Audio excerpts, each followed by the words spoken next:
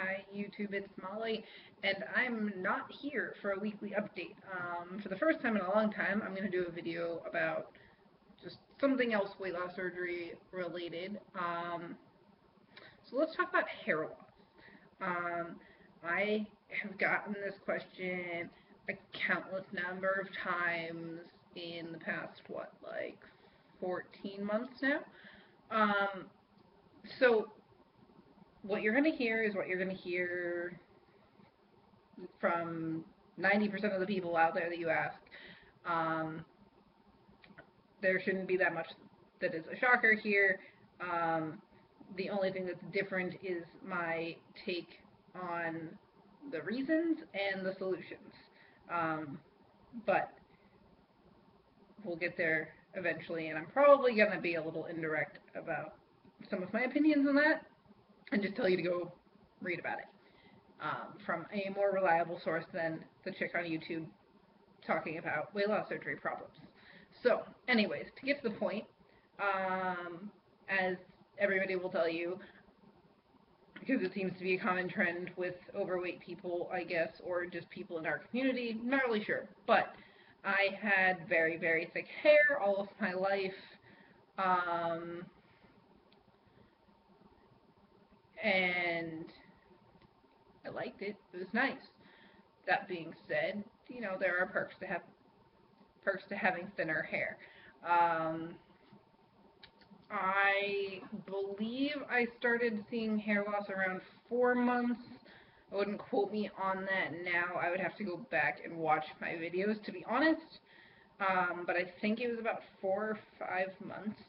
I thought that around um, 10 or so months, 10 or 11 months, I thought it was swelling. I was wrong because recently it has been crazy.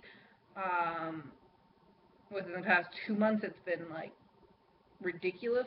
I also think that before it was more actual loss from like roots, like whole strands of hair, and lately it's been just really the hair's to a really low quality and it's breaking like crazy. So I think a lot of it, because I get a lot of really short pieces coming from everywhere.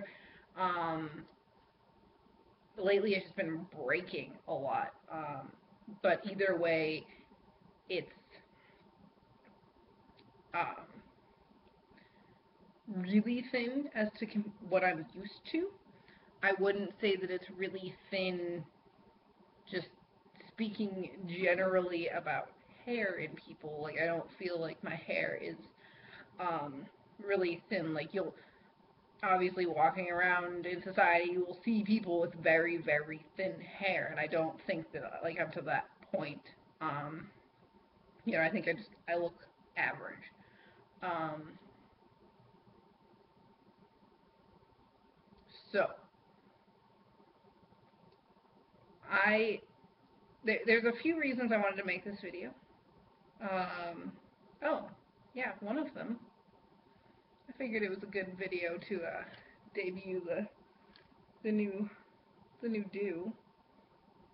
It's not exactly what I wanted. I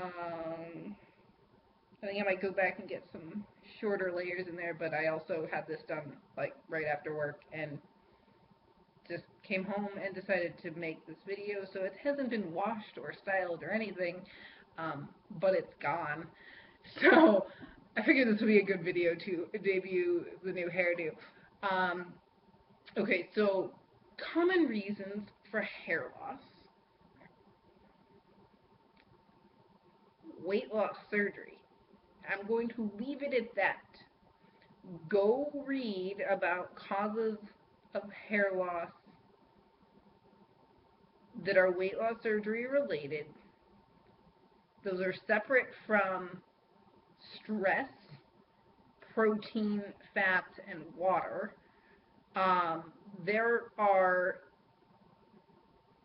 things besides protein. That's always the one thing. It's like protein. You hear that everywhere, and everybody all the time is always oh, you have hair loss, you're not eating enough protein. Um, I'm here to tell you that protein is not not the only thing linked to hair loss post weight loss surgery. Go read about it, because you're not going to believe me even if I go into all of the details about different things and different theories and blah blah blah. Go read about it. I guess my point here is to say that it's not 100% avoidable. It there are inherent things about weight loss surgery that you had the surgery, you're susceptible to those things. So there's that. That being said, protein can be an issue for people because, you're obviously very restricted after surgery, and it can be difficult for people to get adequate protein in. That being said, for me personally, I have never had an issue getting my protein in. 3 months post-op, I was getting in 120 grams a day. Now I'm actually getting in less because I don't necessarily do like 2 protein shakes or 2 protein drinks a day like I used to. So now I get in more around 80 or 90 a day, dipping anywhere between 70 and 110 typically. So, by any nutritionist or surgeon standards, I'm perfectly fine on protein. And always have been. Like, since the day I was allowed to drink protein shakes after surgery, I've been golden on protein all the way through. So, point being, it's not 100% avoidable by protein. I see so many people all the time say it's protein. Like, you have hair loss, you're not eating enough protein. Like, no other questions asked, that seems to be the, like, golden solution. I'm here to burst the bubble. It's not. So, there's that. But I highly encourage you to go read. But what I really wanted to focus this on, and I guess I'm getting into this 7.5 minutes into my rambles because I just get irritated when people always go to protein. I'm not saying that protein is bad. Go eat your protein. I'm just saying it's not the only solution. What I really wanted to focus this on was more of the mental aspect of losing your hair. Is it easy? No. Is it enjoyable? No. Does it make you question surgery? Sometimes. I've definitely had days where I've just been like pulling out gobs of hair or having it breaking off, and I'm just like, if this is causing this to happen to my body, was that a good decision? And pretty quickly, normally, the answer is yes. Yes, it is worth it. I guarantee you that all of the other health issues that I either had or was getting close to having are much better now. I guarantee you that my life will be extended for much longer than it would have been before. And the only difference really is that my hair takes like a quarter of the time to blow dry than it used to. Am I sad about it? There are times that I'm sad about it.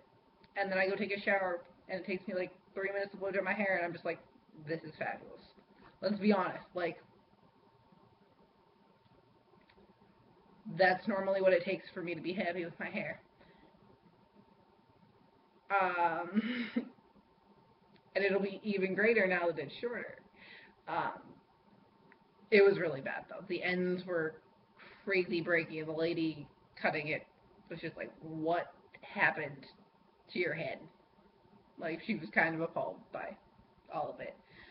And this is actually the minimum that she said she would take off.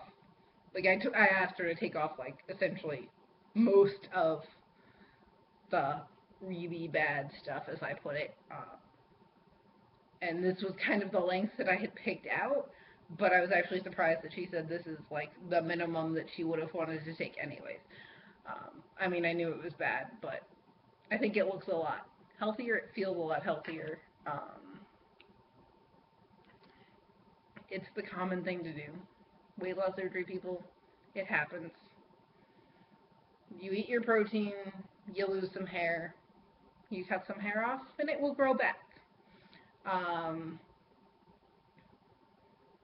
but, sometimes, yes, it is difficult, especially when I'm 21, to be like pulling gobs of hair out and just feeling like I have no control over it, which, I mean, I don't.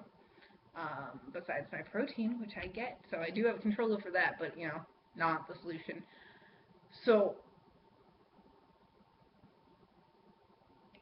yes, it is difficult, but this is the thing I get all the time from people is I'm considering having the surgery, but I want to know about the hair loss.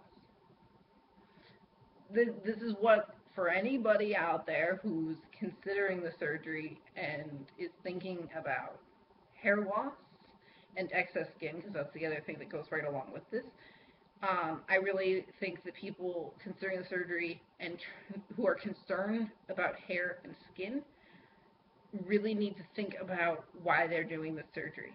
And if it's for their health and their well-being, those two things shouldn't be a concern. And for me, the health benefits, the well-being, the quality of my life has improved so drastically that, like, the hair and the skin just really, yes, sometimes they are annoying. There are days that both of those things bother me more than others, but do either of those things even come close to weighing 165 pounds more than I do now? No. I would rather be out backpacking, not sweating my ass off, hiking up a mountain with a little less hair and a little more skin hanging. I mean, the skin was there, but hanging more than it used to, than be hiking up that mountain and passing out, dying, and not enjoying it like I want to with 165 pounds on me. So I guess it really comes down to that for me. It's, yes, it can be a mental struggle, but it in no way comes close to discounting or overpowering the benefits of losing 165 plus pounds. So those are my 2 cents or 4 cents or rambling and a whole bunch of criticisms about people who just say protein. Sorry, guys, but go read about it. This probably could have been organized a little better, but that is the debut of my new shorter do, and some random ramblings about hair and the common things that I see people saying. So, that's it for today, guys. I will see you all soon. Have a great day.